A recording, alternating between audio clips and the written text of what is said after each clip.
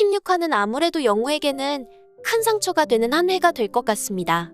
그동안 우리가 수없이 듣고 말했던 영우의 새끼 고래 이야기는 결국 영우의 이야기가 아닌 영우의 이부동생인 최상영군의 이야기였으니까요. 즉 이 때문에 태수미가 스스로 영우가 혼의 자식이라는 걸 밝힐 가능성이 커진 것입니다. 그래서일까요? 16화 예고편 마지막 부분에서 영우가 했던 말이 가슴을 후벼 팝니다. 저에게는 좋은 어머니가 아니었지만 최상영 군에게만큼은 좋은 엄마가 되어주세요. 즉 영우는 이 말처럼 이미 오래전부터 태수미를 엄마로 받아들이고 있었다는 걸 말해주고 있으니까요. 하지만 태수미는 끝까지 영우를 자신의 딸로 받아들일 생각이 없었던 것 같습니다. 그렇지 않고서야 청문회까지 강행할 이유는 없었을 테니까요. 그런데 태수미 아들이 저지른 짓이 어마무시합니다. 알다시피 이번 해킹으로 라온의 대표였던 배인철이 죽을 뻔했고 회사까지 도산할 뻔했으니까요. 거기에다 4천만 명의 개인정보까지 유출됐으니 이는 굉장한 중범죄죠. 물론 태수미 아들이 아직 어리고 누군가가 시켜서 했을 가능성이 존재하기에 법적 처벌까진 받지 않을 것입니다. 그런데 이 사실이 알려지면 태사는 어떻게 될까요? 더군다나 태사는 그동안 라온의 고객들을 변호 중이었습니다.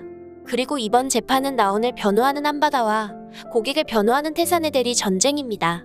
그런데 해킹 범인이 태수미의 아들이라는 게 알려지면 판이 뒤집어지겠죠. 즉 자칫하다가는 4조 원대의 소송금을 노리고 태산이 이런 일을 꾸민 게 아니냐는 오해도 받을 수 있다는 것이죠.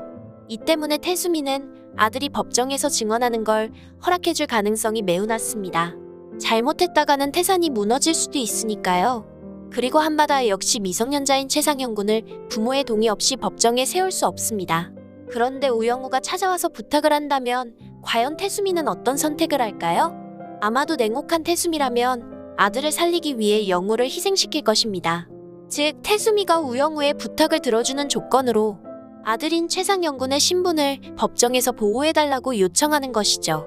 그리고 최상영군이 미성년자이니 법원에서도 이를 용인하겠죠. 예를 들어 최상영군의 얼굴이 가려지는 블라인드 증인석에 앉힌다던지 말입니다. 이후 태수미는 법무부 장관 후보직에서 사퇴를 할 것으로 보입니다. 그런데 사퇴 사유가 무엇일까요? 바로 혼의 자식 문제일 것입니다.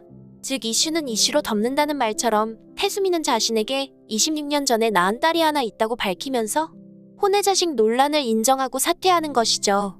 태수미 입장에서는 이 문제가 터지는 건 시간 문제였고 이미 한바다 대표인 한선영이 자신을 노리고 있다는 것도 알고 있었을 테니까요.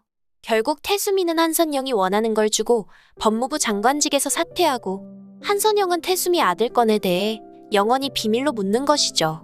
하지만 이 때문에 모든 걸 희생해야 하는 우영우의 결말은 너무나도 가슴 아플 것 같습니다.